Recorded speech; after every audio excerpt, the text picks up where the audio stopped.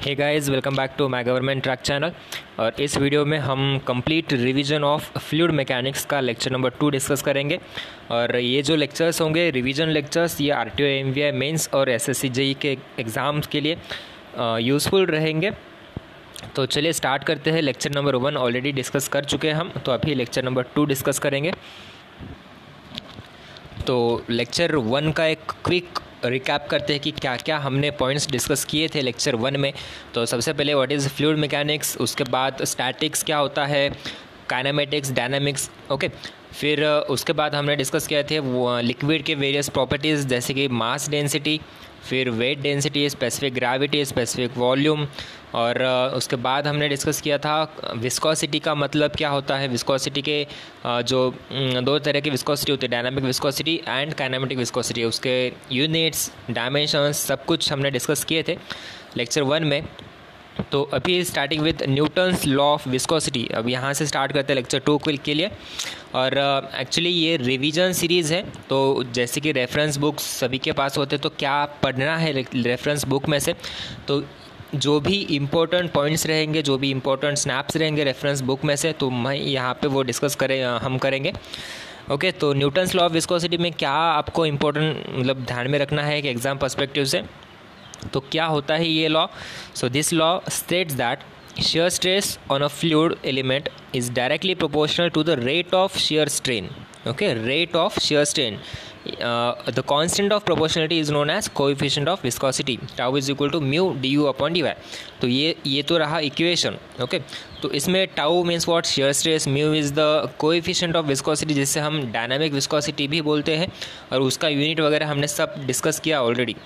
Unit क्या होता है डायनामिक विस्कोसिटी का, न्यूटन सेकंड पर मीटर स्क्वायर। और kinematic viscosity means what, the ratio of dynamic viscosity to the density, और उसका यूनिट होता है मीटर स्क्वायर पर सेकंड। और सीजीएस में कन्वर्जन भी हमने देख लिए हैं। अगर वो वीडियो आपने नहीं देखा होगा तो लेक्चर नंबर 1 का वीडियो देखना, तो उसमें डिटेल आपको पता चल जाएगा सब कुछ। तो यहाँ पे du अपॉन dy को बोलते हैं रेट ऑफ shear स्ट्रेन या वेलोसिटी ग्रेडियंट, या रेट ऑफ एंगुलर डिफॉर्मेशन भी बोलते हैं।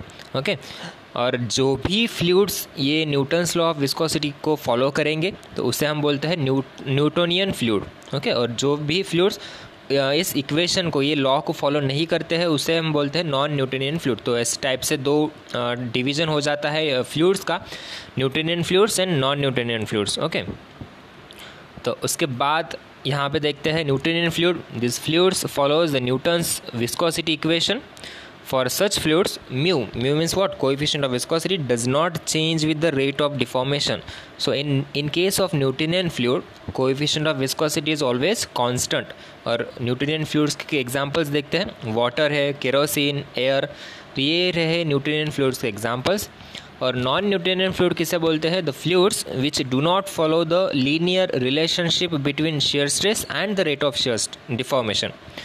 तो ये न्यूटन्स लॉ ऑफ विस्कोसिटी का जो इक्वेशन है, अगर कोई फ्लूइड्स इसे फॉलो नहीं करता है तो उसे हम बोलते हैं नॉन न्यूटोनियन फ्लूइड्स। ओके, और इसके एग्जांपल्स क्या है? सॉल्यूशंस और suspension slurries, mud flows, polymer solutions, blood, ये सब एग्जांपल्स हुए नॉन न्यूटोनियन फ्लो के। ओके, और वैसे भी और भी टाइप्स रहते हैं जैसे कि thixotropic, pseudoplastic, dilatant, okay, ideal plastic, Bingham plastic जिसे बोलते हैं। तो उसका ग्राफ मैं यहाँ पे बताता हूँ आपको। तो यहाँ पे देख सकते हो, ये रहा du upon dy, that is rate of shear strain, x axis पे रहेगा, और tau that is shear stress जो रहेगा वो वाई एक्सिस पे रहेगा। तो ये रहा अपना न्यूटोनियन फ्लूइड। हाँ, ये लीनियर ग्राफ होता है इसका। फिर यहाँ पे हम ऐसे निकालेंगे, तो ये रहा थिक्सोट्रोपिक। ओके, फिर ये सेकंड ग्राफ जो होगा वो आइडियल प्लास्टिक, या जिसे हम बिंगम प्लास्टिक भी बोलते हैं। ये रहा रियोपैक्टिक का ग्राफ, फिर स्यूडोप्लास्टिक, इसके बाद न्यूटोनियन फ्लूइड, और ये रहा डायलेटेंट। तो ये ग्राफ आपको याद रखना चाहिए, क्योंकि अगर ग्राफ एग्जाम में पूछा जाता है और पूछते हैं कि ये फर्स्ट नंबर का जो है वो कौन सा फ्लूइड है, या फोर्थ नंबर का जो फ्लूइड है वो कौन सा फ्लूइड है, तो आपको पता होना चाहिए। तो फर्स्ट क्या रहा? Thixotropic, ideal plastic, rheopectic, pseudoplastic, Newtonian fluid and dilatant. Okay, फिर नेक्स्ट पॉइंट देखते हैं, effect of temperature on viscosity. क्या इफेक्ट होता है टेम्परेचर का? अगर हम टेम्परेचर इंक्रीज़ करते हैं या डिक्रीज़ करते हैं तो विस्कोसिटी पे क्या इफेक्ट होता है, ये देखते हैं। ओके, तो see, viscosity is affected by temperature. Obviously viscosity में इफेक्ट होता है अगर हम टेम्परेचर को इंक्रीज़ करते हैं या डिक्रीज़ करते हैं। Okay, so the viscosity of liquid decreases but that of gases increases with the increase in temperature. तो दो यहाँ पे पॉइंट्स याद रखना, इन case of liquids, in case of gases. तो लिक्विड्स में क्या होता है, अगर हम टेम्परेचर को इंक्रीज़ करते हैं तो विस्कोसिटी डिक्रीज़ होता है, इनवर्सली प्रोपोर्शनल। ओके, और इन केस ऑफ गैसेस क्या होता है, अगर टेम्परेचर को इंक्रीज़ करते हैं तो विस्कोसिटी भी इंक्रीज़ होता है इन केस ऑफ गैसेस। अब रीज़न क्या है इसके पीछे कि क्यों लिक्विड में विस्कोसिटी डिक्रीज़ होती है और क्यों गैसेस में विस्कोसिटी इंक्रीज़ होती है। तो देखिए, जैसे कि लिक्विड्स में आपको पता होगा, लिक्विड्स में इंटरमोलिकुलर जो कोहेजन होता है वो स्ट्रॉन्ग होता है। Okay, as compare to gases बोल रहा हूँ मैं। तो लिक्विड में इंटरमोलिकुलर कोहेजन जो होता है वो स्ट्रॉन्ग होता है, और जैसे ही हम टेम्परेचर इंक्रीज़ करते हैं तो वो इंटरमोलिकुलर कोहेजन डिक्रीज़ होता है, राइट। तो ऐसे इंटरमोलिकुलर जो अट्रैक्शन होता है वो कम होता है। सो that's Y viscosity decreases in liquid. Gases में क्या होता है, गैसेस में तो इंटरमोलिकुलर कोहेजन वगैरह कुछ होता नहीं है, और shear stress is due to exchange of molecular momentum. Okay, जो शियर स्ट्रेस बनता है गैसेस में वो किस कॉज से बनता है, due to exchange of molecular momentum. So that, तो जैसे हम टेम्परेचर इंक्रीज़ करते हैं तो वो molecular exchange, okay, energy molecular exchange जो है वो इंक्रीज़ होते हैं in case of gases. So that's the reason why viscosity is increases in gases and viscosity is decreases in liquids.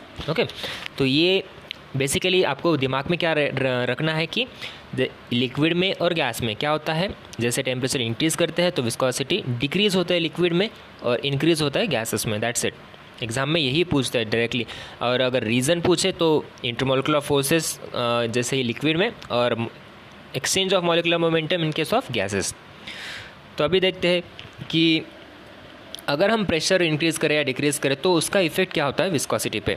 C, the viscosity under ordinary condition is not appreciably affected by the change in pressure.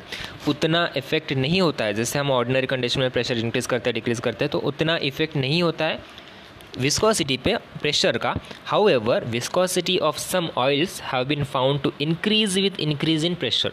But कुछ ऐसे oils भी है जैसे हम pressure increase करते हैं तो उनका विस्कोसिटी भी इंक्रीज़ होता है, but generally speaking there is no effect of pressure on viscosity. Okay, सिर्फ टेम्परेचर का याद रखना है आपको, एग्ज़ाम में प्रेशर का उतना नहीं पूछेंगे। तो नेक्स्ट, अब नेक्स्ट जो फ्लूइड की प्रॉपर्टी है वो हम पढ़ते हैं सरफेस टेंशन एंड कैपिलरिटी। तो सरफेस टेंशन में सबसे पहले आपको ये पता होना चाहिए कि कोहेजन मीन्स व्हाट और एडेजन मीन्स व्हाट। ओके, तो एक सिंपल तरीके से अगर मैं बताऊं तो कोहेजन क्या होता है, intermolecular attraction between the same type of molecules. Okay, अगर कुछ भी सपोज वाटर देखो आप, तो उसमें सेम मॉलिक्यूल्स रहेंगे तो intermolecular attraction between the same type of molecule, तो उसे हम बोलते हैं कोहेजन। और intermolecular attraction between different types of molecules, मतलब क्या, वाटर के भी मॉलिक्यूल और वो वाटर वेसल, जो भी वेसल में वाटर प्रेजेंट है तो वेसल के भी मॉलिक्यूल्स, तो इन दोनों के बीच का अट्रैक्शन, इंटरमोलिकुलर अट्रैक्शन, तो उसे हम बोलते हैं एडेजन। ओके, तो डेफिनेशन देखते क्या दी है यहाँ पे। कोहेजन की definition, cohesion means intermolecular attraction between the molecules of same liquid. Okay, it enables a liquid to resist small amount of tensile stresses. Obviously जो लेयर होती है मॉलिक्यूल्स की इंटरमोलिकुलर अट्रैक्शन की, तो वो रेजिस्ट करती है small amount of tensile stresses.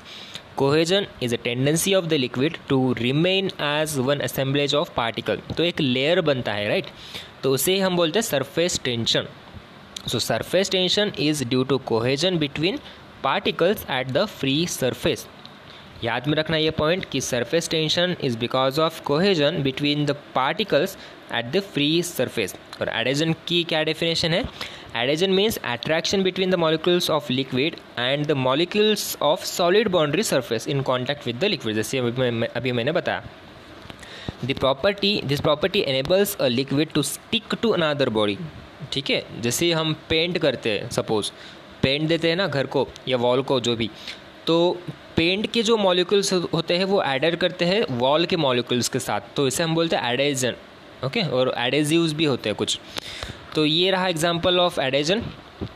अभी देखते हैं कैपिलरी एक्शन, और capillary action is due to both cohesion and adhesion.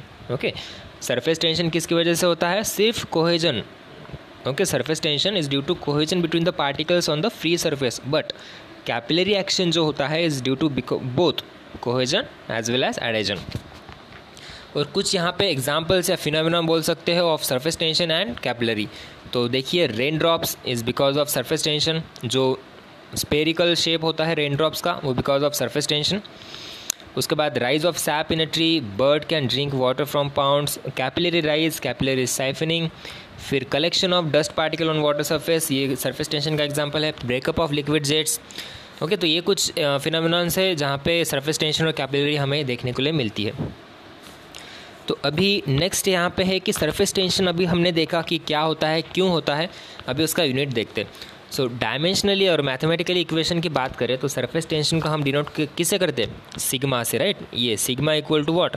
Force पर यूनिट लेंथ भी बोलते हैं. तो इसका यूनिट क्या हुआ? न्यूटन पर मीटर. ओके, तो ये रहा सरफेस टेंशन का unit. See, it is usually expressed in newton पर metre. The value of surface tension depends upon following factor. किस फैक्टर पे सरफेस टेंशन की वैल्यू डिपेंड होती है? तो सबसे पहली बात, नेचर ऑफ लिक्विड. ओके, फिर next nature of surrounding matter, that is solid, liquid और गैसेस. फिर kinetic energy and hence the temperature of the liquid molecules. तो surface tension depends upon 4 factors. सबसे पहले nature of liquid, nature of surrounding matter, kinetic energy and temperature. Kinetic energy अगर consider करोगे तो temperature आएगा ही अपने आप.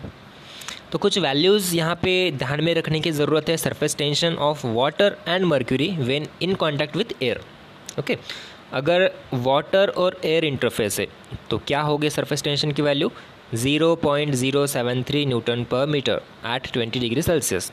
ओके, 20 डिग्री सेल्सियस, ये फर्स्ट पॉइंट ही ज़्यादा इंपॉर्टेंट है, यही आपको ध्यान में रखना है. अगर कोई एग्जांपल पूछे, और जनरली ये स्टैंडर्ड वैल्यू है इसलिए कभी कभी एग्जांपल में वैल्यू नहीं दी जाती है, तो आपको ये पता होना चाहिए कि वाटर एयर इंटरफेस में सरफेस टेंशन की वैल्यू होती है 0.073 न्यूटन पर मीटर एट 20 डिग्री सेल्सियस. और अगर एट 100 डिग्री सेल्सियस बोले तो कितनी वैल्यू होती है? 0.058. ओके, मर्क्यूरी एयर अगर इंटरफेस रहेगा तो सरफेस टेंशन की वैल्यू रहेगी 0.1 न्यूटन पर मीटर. ओके, तो ये इतनी ज़्यादा इंपॉर्टेंट नहीं है, वो इतना पूछते नहीं एग्जाम में. बस ये स्टैंडर्ड वैल्यू रखना याद, वाटर और एयर का 0.073 न्यूटन पर metre at 20 degree celsius. Next point क्या है कि pressure inside a water droplet, soap bubble and liquid jet. कभी कभार एसएससी एग्जाम में या आरटीओ एमवीआई मेंस पे डायरेक्टली क्वेश्चन आता है कि what is the pressure inside the water drop और रेन ड्रॉप. ओके, तो ऑप्शन में देते हैं 4 sigma upon D, 8 sigma upon D, 2 sigma upon D, 6 sigma upon D. तो डायरेक्टली आपको अगर फॉर्मूला पता होता है, इक्वेशन पता होती है, तो डायरेक्टली आप आंसर टिक कर सकते हो. ओके, तो यही देखना है हमें मेन कि एग्ज़ाम पर्सपेक्टिव हमें एग्ज़ाम में मार्क्स लाना है. तो देखिए, pressure inside a water droplet, soap bubble and liquid jet देखते हैं यहाँ पे. तो पहले नॉमेनक्लेचर देखते हैं कि किसे हम क्या बोलते हैं. P means what? Pressure inside the droplet above atmospheric pressure, above outside pressure. D is the diameter of droplet and sigma is the surface tension. Okay, 3 symbols देख लिए हमने. तो अभी सबसे पहली बात, वाटर ड्रॉपलेट बोलो या रेन ड्रॉपलेट बोलो, तो प्रेशर इनसाइड अ रेन ड्रॉपलेट कितना होता है? 4 सिग्मा अपॉन डी. ये वैल्यू याद रखना, 4 सिग्मा अपॉन डी होता है pressure inside a water droplet और रेन ड्रॉपलेट. अगर ऐसे भी हो सकता है क्वेश्चन एग्जाम में कि आपको डायमीटर दे वाटर ड्रॉपलेट की और सिग्मा की वैल्यू दे, तो पूछा जाता है कि प्रेशर कितना होगा बताओ. तो क्या करोगे? 4 sigma upon D value put करोगे और आंसर निकालोगे. That's it. Next, case number 2 क्या है? सोप और हॉलो बबल. सोप बबल जो होता है साबुन का बबल या हॉलो बबल, तो उसमें कितना प्रेशर होता है? प्रेशर इनसाइड दैट बबल, तो ये होता है 8 सिग्मा अपॉन डी. क्यों? क्योंकि 2 लेयर्स होते हैं उसमें, इनर लेयर और आउटर लेयर बबल के केस में. Okay, that's why pressure inside the soap bubble is 8 sigma upon D. तो ये इम्पॉर्टेंट है. और उसके बाद एक नोट भी यहाँ पे लिखी हुई है कि सिंस द सोप बबल या soap solution has high value of surface tension. Soap solution जो होता है साबुन का फेस, तो उसमें high value of surface tension होता है. Even with small pressure of blowing soap bubble will tend to grow larger in diameter. Okay, जैसे थोड़ा सा भी हमने स्मॉल प्रेशर भी डाला तो डायमीटर ग्रो करता है large, hence the formation of large soap bubbles. So that's why pressure inside the soap bubble is equal to 8 sigma upon d. तो अभी देखते हैं next case number 3, that is liquid jet में कितना होता है. तो लिक्विड जेट में होता है P is equal to 2 sigma upon D.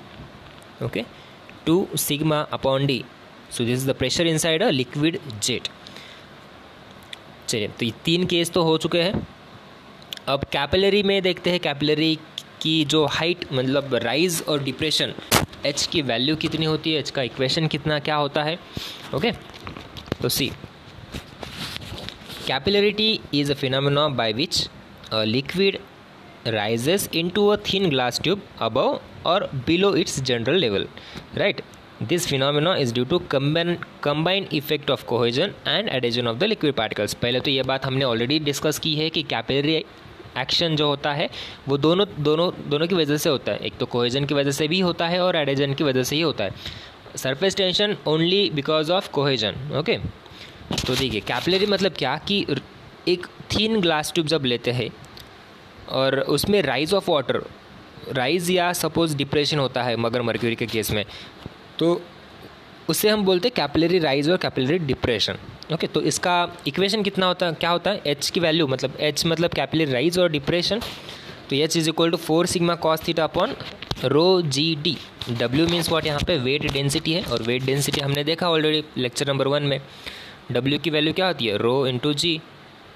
तो rho into g into d. Okay, तो आपको क्या याद रखना है, ये H equal to 4 sigma cos theta upon rho g d. और वाटर एंड ग्लास के केस में जो थीटा होता है वो 0 डिग्री होता है. Okay, for water and glass theta is equal to 0 degree. अगर थीटा की वैल्यू 0 रखी, कॉस 0 कितना आएगा 1, तो एच की वैल्यू क्या होगी, H is equal to 4 sigma upon rho g d. Okay, यहाँ पे ऐसे भी लिख सकते हैं, यहाँ पे 4 sigma upon rho g D. तो ये रहा एच की वैल्यू. और कुछ पॉइंट्स है रिगार्डिंग कैपिलरी एक्शन, तो वो याद में रखना ज़रूरी है. तो क्या पॉइंट्स है देखते हैं. सबसे पहला point, smaller the diameter of capillary tube greater the capillary rise और डिप्रेशन. जितना भी आप डायमीटर स्मॉल करोगे उतना ही कैपिलरी राइज या डिप्रेशन ज़्यादा होगी. ऑब्वियसली यहाँ पे देख सकते हो आप ऊपर के इक्वेशन में एच और D, rise or depression or diameter, they are inversely proportional to each other. That's why smaller the diameter of capillary tube, greater is the capillary rise or depression. Next point क्या है, the measurement of liquid level. The measurement of liquid level in laboratory capillary tubes should not be smaller than 8 mm. Okay, the measurement of liquid level in laboratory capillary tubes is not be smaller than 8 mm. और जो capillary effects अगर हम 12 mm के ज़्यादा अगर वो glass tube लेते हैं, डायमीटर बोल सकते हो आप, तो डायमीटर अगर 12 mm से ज़्यादा लेते हो तो कैपिलरी ट्यूब वहाँ पे हमें दिखेगा नहीं. Okay, so capillary effects are negligible for tubes longer than 12 mm. So that's why take a glass which has diameter less than 12 mm. Okay, capillary effect अगर हमें देखना होगा तो ये रहे कुछ important points regarding capillary action. तो इस लेक्चर में इतना ही. नेक्स्ट लेक्चर में हम देखेंगे कॉम्प्रेसिबिलिटी, बल्क मॉडुलस क्या होता है, वेपर प्रेशर क्या होता है, और उसके बाद एक पूरा रिवीजन करेंगे जितने भी हमने फर्स्ट, सेकंड और थर्ड लेक्चर में कवर करेंगे उतना. तो फर्स्ट चैप्टर यहाँ पे कंप्लीट हो जाएगा फिर आपका. ओके, तो आई होप आपको वीडियो अच्छा लग रहा होगा. अगर अच्छा लगा तो लाइक ज़रूर करना, और कुछ डाउट होगा इस वीडियो में या क्वेश्चंस कुछ भी होंगे तो कमेंट बॉक्स में कमेंट कर सकते हो. ओके, और अभी तक चैनल को सब्सक्राइब नहीं किया होगा तो सब्सक्राइब करके बेल आइकॉन प्रेस करना, यानी आपको नेक्स्ट अपकमिंग वीडियोस की नोटिफिकेशन मिलती जाए. और टेलीग्राम ग्रुप की लिंक जो है वो डिस्क्रिप्शन में दी है, तो आप वहाँ पे क्लिक करके टेलीग्राम ग्रुप ज्वाइन कर सकते हो. वहाँ पे आपके डाउट्स भी पूछ सकते हो. Okay, thank you so much for watching this video. Thank you.